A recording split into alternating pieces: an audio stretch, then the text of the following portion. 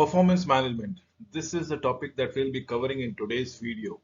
So, let us proceed with the agenda. What exactly needs to be covered in this presentation?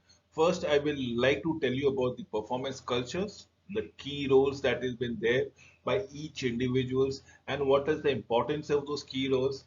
How do we measure performances, and that is what needs to be understand. Once we can understand how to measure performance, we will start trying to comprehend the management process thereby. So yes, exploring the performance objective and how performance is evaluated with the passage of time, as the case might be. So performance cultures, yes, everything said and done. It is the intention of producing remarkable results. The defense intelligence performance cultures enables innovations, collaborations, and teamwork.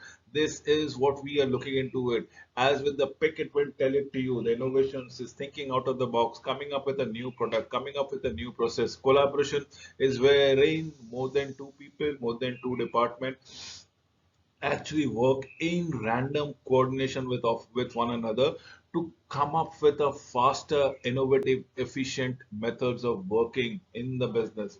And last but not the least will be your teamwork. So if you look into it, I have been trying to establish something called a performance culture.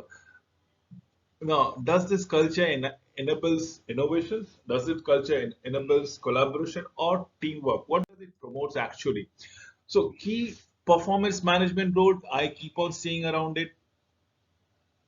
We have the performance management expert or the HR managers, the performance management, people related relationship associates, as the case might be. It can be a rating officials. We can have a reviewing officer, the top boss around it, and the person who might be subjected to their performances thereby.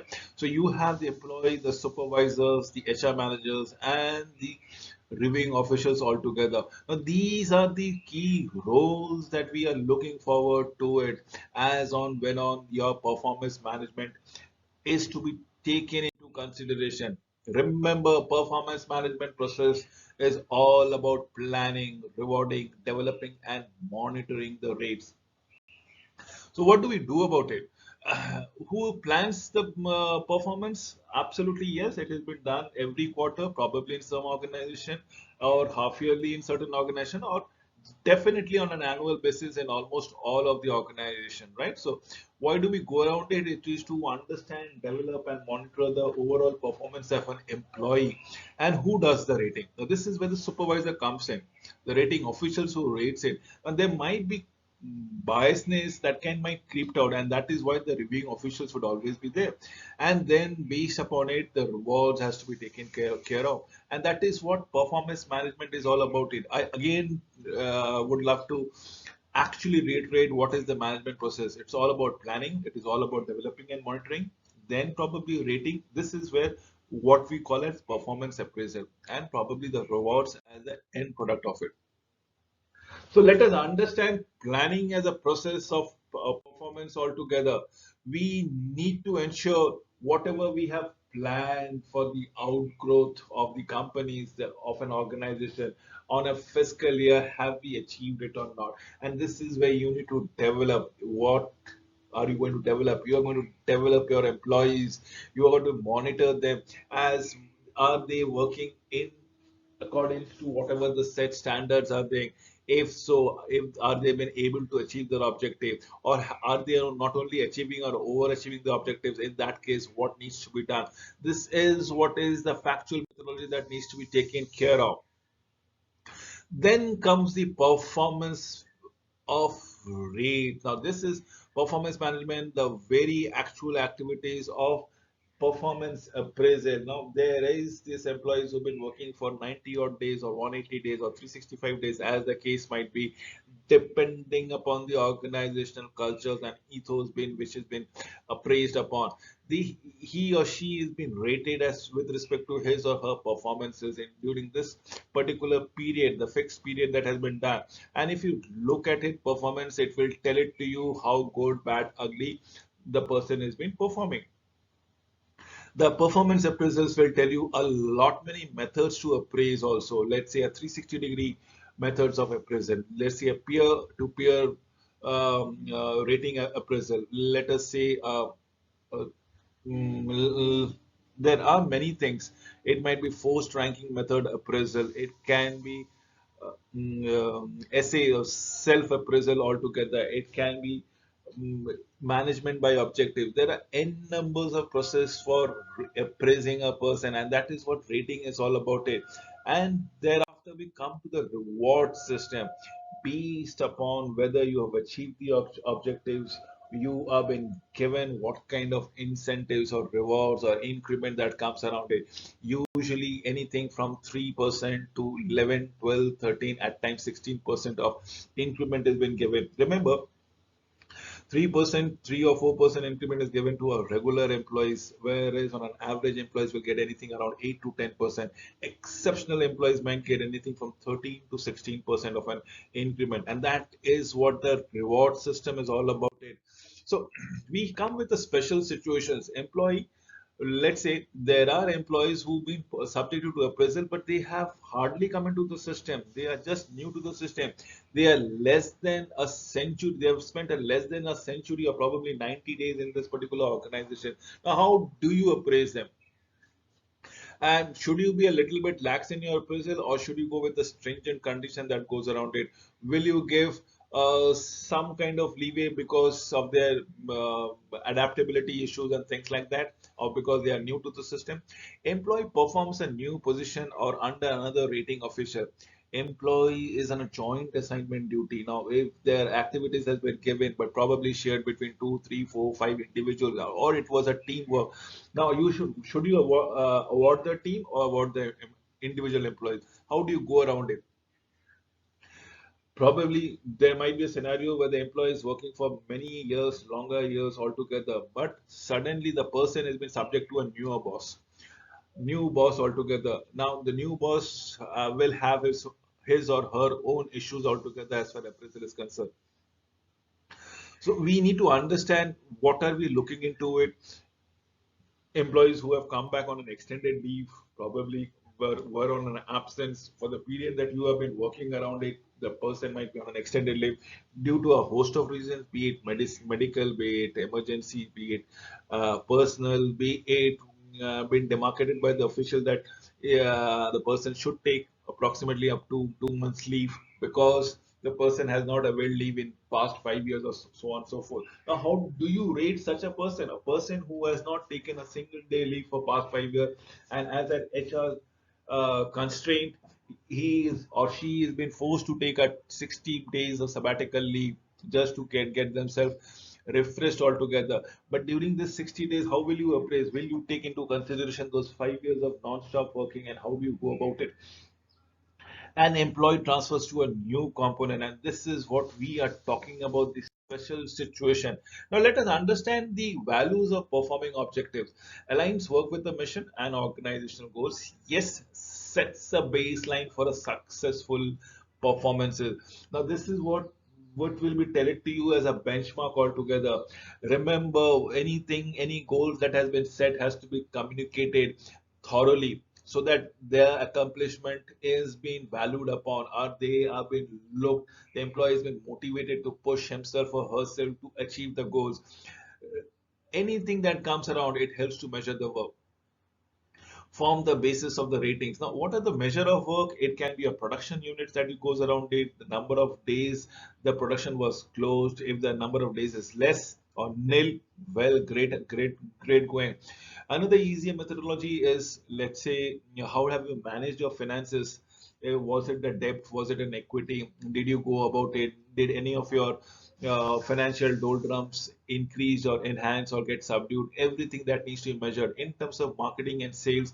Performance measures metrics are very easy, as the number of sales, the number of revenue, number of profit that you want to generate around it. Helps employee to see how their performance is. Why this particular thing? Because it becomes much more transparent as far as the performance is considered. Performance of an employee, how he or she contributes to the overall organizational result, and that is what the value of performance objective is all about it. Now, Performance objectives, what are they? They are not task or position description. Large bucket items are not the small daily jobs. A description of the future situation appropriate for the employee position and work level, written at the successful level and evaluated against the standard. Achievable within the evaluation period as the case might be. This is what we are looking forward to it any number of times, every day, every week probably. So use those performance objectives wherein you are actually looking at the pic wherein the objectives have been set, clear, decided upon, people have signed it upon. It's a well written directed objective which are critical for success. Remember, critical for success everywhere, every time that comes around it. We need to go because they are the very basis of performance conversation after the end of the stipulated period. The stipulated period might be 90 days, 180 days, or 365 days. So if you have well documented the objectives, the conversation at the very beginning of the period, at the end of the period, you can very well take out the document and discuss upon it, as in what were the issues, which all things were achieved, and what could have been resolved in a much better fashion. And that is what using the performance approach objectives is all about it. Now let us understand the cascading the performance objective. It is all about your goals, which can be broken down to the components, further broken down into divisions and so on and so forth. The work unit before it actually comes down to the employees. So every work which been broken down into component, into divisions, into activities, and then the employees are supposed to man those activities as on when on basis. We all understand smart performance objectives. Smart means specific. Things has to be very specific as to what you're going to do, what is been achievable. Remember, whenever you say specific, you should always quantify it, and that is what is measurable is all about it. Measurable, it has to be quantified. Then comes A, stands for achievable, as in it has to be realistic in nature. Why? Because you cannot have unrealistic goals, so it has to be a very much achievable goals, probably just beyond the scheme of the realm of the employee's capability, maybe, perhaps, who knows. The employee can exert himself or herself and achieve the goals. So it has to be that realm of achievability has to be there. It has to be relevant in the sense with the corporate objectives, relevant with the employees pay scale, relevant with the competitors. It should be relevant. And yes, did I say about performance measurement has to be within 90, 180 or 365 days as the case would be, which varies from company to company, but more or less it is fixed. So it has to be a time bound, and that is what a smart objectives would always be talking around it. So evaluating them, if you look into it, we have the performance elements and the objective has been clearly defined. Now, people might be rating it around on a scale of 1 to 5, as in how many times have you hit the dartboard. So average time is 60% or average is 40%. If you go around it, the performance appraisal rating would come around, and evaluation. It becomes very easy for you to understand with this particular pictograph as to how else we can go around it. And that is evaluating the performances thereby. Remember, I have shown you a lot of pics of evaluation process where it has been discussed as on when on basis. Look at the serious discussion out here which has been done. Out here, things are quite normal probably, but this is one of the most casual thing that comes around it, in which everybody is actually happy with the things as in what has been done every now and then. And that is what we are looking into is when performance based on what an employee accomplishes, as well as why or how it has been accomplished as the case might be. So rating descriptors will let us know as to the successful ratings, performance been successful, what were the objective descriptors and the element descriptors by the employees, whether they have fully demonstrated what has been expected of them, whether they have given complete focused energy accumulations for achievement of the objective. So this is what we are looking for it as a rating descriptors in the process. And I'm just given this particular presentation or slide in this presentation for you to understand what goes on with it. As far as performance rating, the objective, what was been mentioned around it, and the element at the fag end of the things, did you actually go around it? So this is where you will do it at the beginning of your duration of your performance appraisal, and at the fag end of the duration, so you will see how many of the things have been achieved. Because out here only we will also discuss for the next years or next quarters or next half yearly objectives thereby.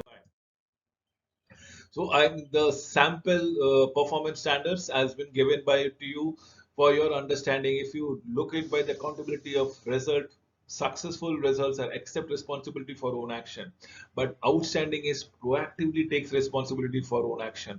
And please understand the difference. Both are happy reactions, but one is outstanding and the other one is just about successful.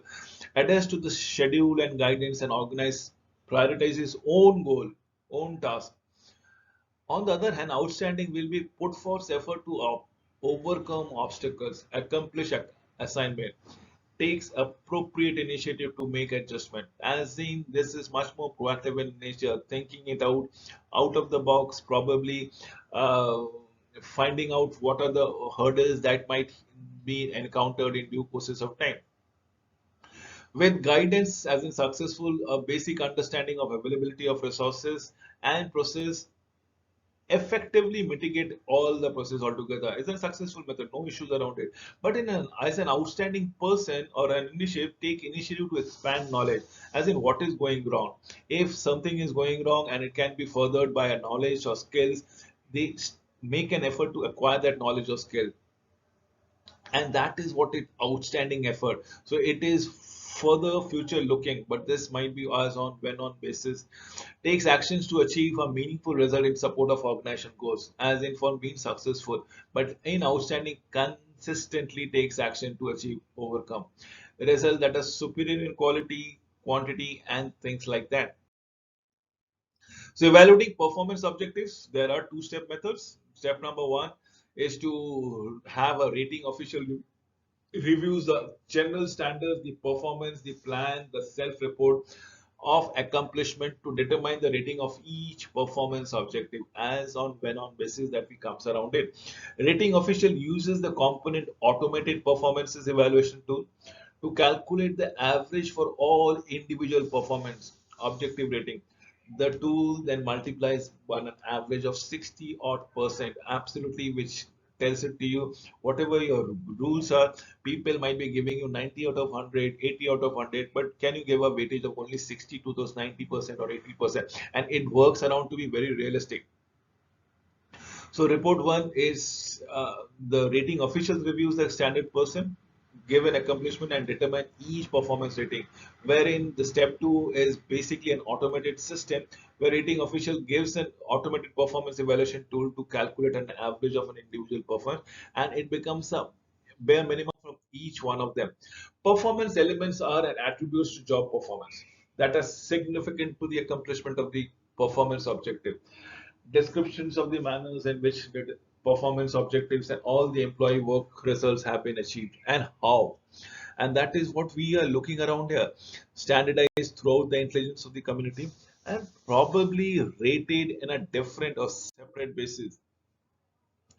The performance elements are employees and managers. Accountability for results through with either of the field scenario. And if you look into it, they're identical for the employees and the manager in the first four. It is about communications, critical thinking, engagement, and collaboration. Both the employees and the managers has to be in absolutely on the thick of things altogether. But what differentiate in terms of supervisors or managers, the leadership and integrity and the proficiency, whereas in the employees it is personal leadership in your personal capacity and technical expertise, and that is what we are looking around it. Remember, the top four things are more or less akin to every employees and supervisor. It is just those bottom two things. Columns are so specific, wherein in cases of a managers or an supervisors or an employee. So evaluating performance element, there are again approximately two steps. Wherein step number one, the rating official reviews the rating standards. Absolutely yes. performance plan, self-report of the accomplishment to determine the rating of each performance. So you have a self-report now out here this time, and probably the rating official goes through the self-report and probably determines whether things are factual or not. On the other hand, it can be made it through a computer automated performance system and calculate the average of all performance when you multiply it by 40%, giving a weightage of 40% when it is going through a self-rating elements. Again, evaluating the performances, I have actually given you this particular slide for you to understand. As for the person who is hitting on the dartboard, and that is the task, the number of times he hits, based upon it, he will be rating it out. Obviously, yes, and similarly, for an automated system in a rating of 5 to 5, this becomes a final evaluation, and this is personal evaluation that comes around it. The rater's evaluation's objective, as the case might be, is what we are looking out here. Uh, I hope you should be able to figure out why a 40% thing, because this is on a self-related, why this thing, why probably people else would have been related, and there might be certain biases and there might be certain merits to it. So a bit of a weightage that has been given out here, and probably we amalgamate these two rates to give a come across to 100% evaluation of the records. So a superior, a supervisor rating you multiplied by 60% by the computer automated system, a self-rated of the individual multiplied by 40% weightage, giving in a 40% weightage, and you come with a final evaluation of the score. So you will have this thing, the performance objective rating and the performance element. Performance elements are 40% and performance objectives are 60%. Remember, the objectives are of A, B, C, D, n numbers of objectives that you go. And remember, these objectives are related to the position that you are manning around, the post that you are occupying it. So that is the position that comes around it. So in one particular job, probably there are only three objectives. Yes, probably there are three objectives. You can name it and we can have it. And the performance objectives ratings are also 333. Absolutely. So what is the final rating? Now elements, PE. Now performance objective has to be rated given a weightage of 60%. So supervisor has given 3 on a scale of 5, probably 333. On an element, the self element scores are about accountability, which is 4, 4, 3, critical, and so on and so forth. So you total it out, give a 60% weightage, you total it out, give a 40% weightage, and these two marks will give you the final evaluation score. So I believe everybody can understand how evaluating performance exercise or performance management comes around it. Did I say so? Yes, this is it. 3 times 6 is 60% is 1.8. Absolutely yes. And what we are going around it, we add it up, divide it by 6, which comes to a overall score of 3.3. 40% is 1.3, and that is what we are looking into it. So 1.3 plus 1.8 is 3.1. We total it out in the figures and becomes it successful. So this is what we are looking for it. On a scale of 5, it comes with a very emphatic answers as performance management are considered. Now, this is the reconsideration stage that comes around it, that needs to be accomplished as an informal reconsiderations and the formal consideration. This is which will tell it to you what is to be done and how it is to be done as on when on basis. Right. So with this, I come to an end of the performance management process altogether. I hope everything is clear.